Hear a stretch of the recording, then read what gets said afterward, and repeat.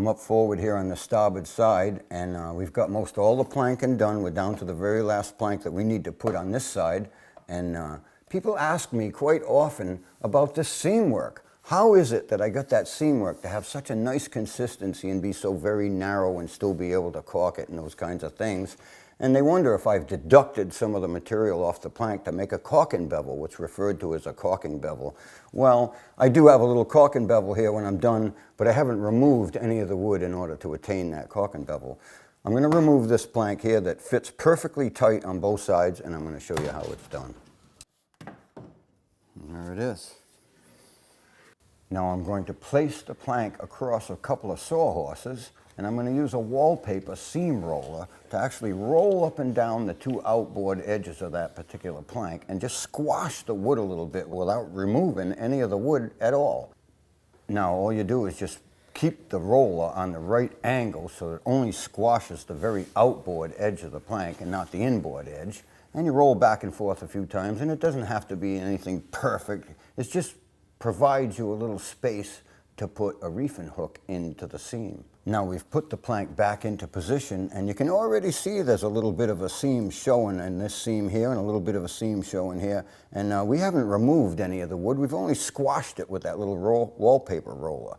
Now, what I'm going to do now is take a hook. Now this was a little reefing hook. It was designed to actually remove material, but I've reshaped it. I've pointed the very leading edge of it. So it's kind of shaped like a little bit of a football. So it doesn't go in there and scrape any material out. This leading edge is narrower than it is in the middle, and the trailing edge is narrower. So it just forces the wood apart. It doesn't remove any wood. So I can put it in the seam very easily and just draw it along, and it doesn't remove any material, but it makes that seam a consistent width. I've used a wallpaper roller to get it going so I could get my hook in there, and I've used the hook in order to squash the seam open a little bit more. Now you just got to be careful that you keep the handle lined up with the seam. You wouldn't want the iron to be in there in any other angle like that. So you just handle it, watch where you're going, do a nice neat job. You don't have to go all the way through. It's pretty easy to do, and that's just about it right there. She's ready to caulk. We've got the starboard side of this little 12.5 planked up, almost complete except for the shear plank. And I'm looking at the frame heads here before I put the shear plank on, and I see these little splits like I had said before. They're on the medullary rays in these frame heads. And I've glued some of them back together, and I'm going to glue them a little bit more. I'll dump some little thinned epoxy down in that check there and in this check and just try to contain those.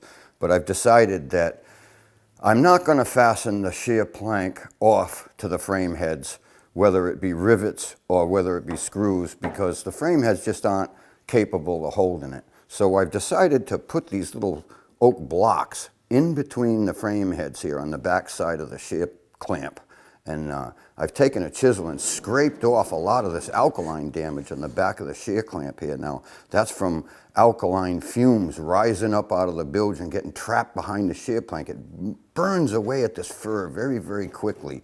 So I've scraped that off because I can't just glue this thing to a bunch of fuzz. Now that that's been cleaned off, I'm going to glue these in place in between the frame heads, and it's going to provide a place to fasten the shear plank on. It's also going to provide some backup on the shear clamp so that when I fasten the Coleman's on, I'll run the screws right through the shear clamp and into this piece so that we don't rely on the shear clamp itself to hold the fastenings. I'm just about to apply some very small beads of TotalBoat Thixo to the back of the shear clamp here. I'm being very conservative. I don't need a whole lot because what'll happen, it'll just come squeezing out of there and I'll just end up scraping it up and wasting it. So look at that, we just make a nice little application like that. I'm gonna put a little bit more in the corners, and we are ready to apply our piece. And in it goes, like so. I'm gonna squeeze it a little bit so that when I apply a spring clamp on it, it doesn't slide all around. And that's all the pressure it needs. It doesn't need to be fastened on there or anything else. Thickened epoxy in the tube here makes it real easy because we don't have to mix any more than we need. We don't have anything going off in the pot. It's very, very convenient, just like that. And the other thing's real nice about it is it's like a gel. I can't really thicken epoxy and have it work exactly like this. Now these blocks are really going to help back up these frame heads, and we've got 3 of them in here. We're just going to continue gluing the rest of them in. We're going to go all the way around the boat doing it, and I think it's a real beneficial thing to do to the boat.